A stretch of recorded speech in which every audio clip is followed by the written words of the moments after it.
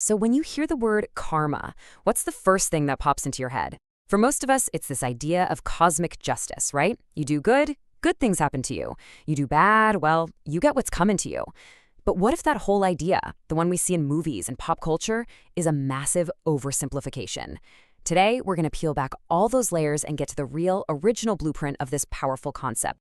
So let's just try to reframe this whole thing from the start. Forget about karma being some kind of cosmic boomerang that you throw out and just wait for it to come back and smack you.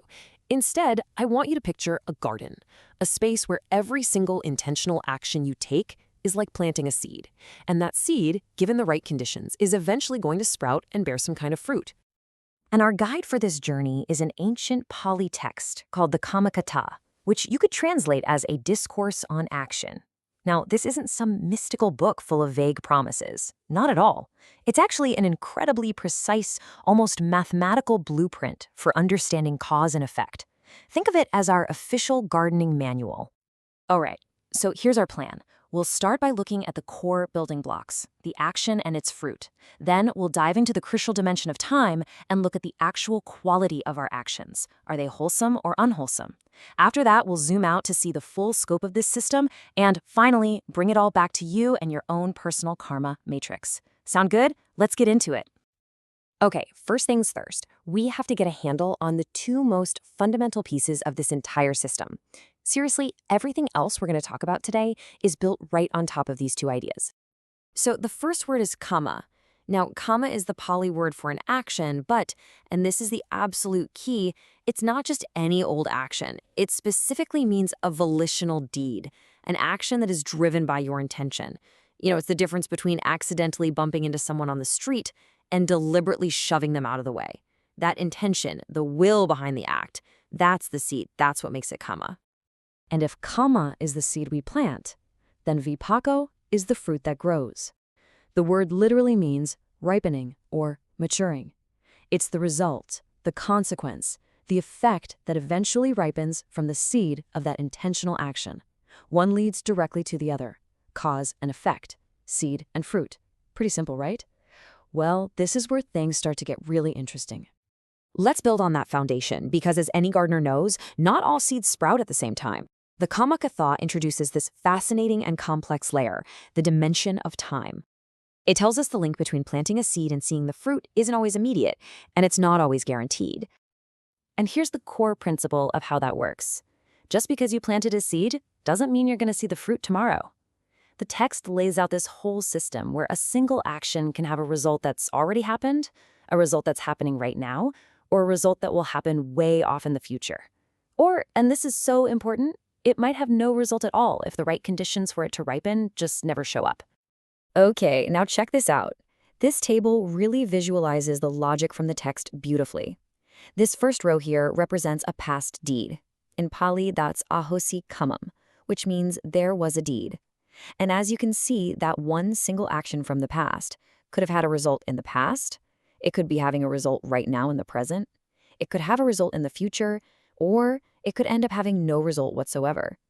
The text applies this exact same matrix to things we're doing now and things we'll do in the future, creating this amazing map of all the potential outcomes. All right, so we've established the what, the action and its fruit, and we've covered the when, that whole dimension of time. So now we need to talk about the quality of the seed itself. Because, as you can imagine, not all actions are created equal. The text basically sorts actions into two big buckets. First, you have kusalam. These are actions that are wholesome or skillful. Think of deeds that come from a place of generosity, kindness, and wisdom. These are the seeds that naturally lead to favorable, pleasant results. And on the flip side, you have akwasalam, the unwholesome or unskillful actions. These are the ones rooted in things like greed, hatred, and delusion. And these, of course, are the seeds that lead to unfavorable results. And here's what is so elegant about this system. The exact same analytical framework we just looked at for time, it gets applied to the quality of the action too. The text breaks it down, piece by piece, starting with a premise just like this one. Ahosia akwasalam kamam. It just means there was an unwholesome deed. And then it follows that premise to its logical conclusion, mapping out every single possibility. So for instance, the text might say that there will be a result of that unwholesome deed in the future, just as it would also say there could have been a result in the past, or one happening now, or no result at all. The pattern is absolutely identical for good deeds and bad deeds, showing that this is a neutral, universal law of cause and effect, not some cosmic judge. Now, you might be thinking, this is already getting pretty detailed, right? But believe it or not, what we've seen so far is just scratching the surface.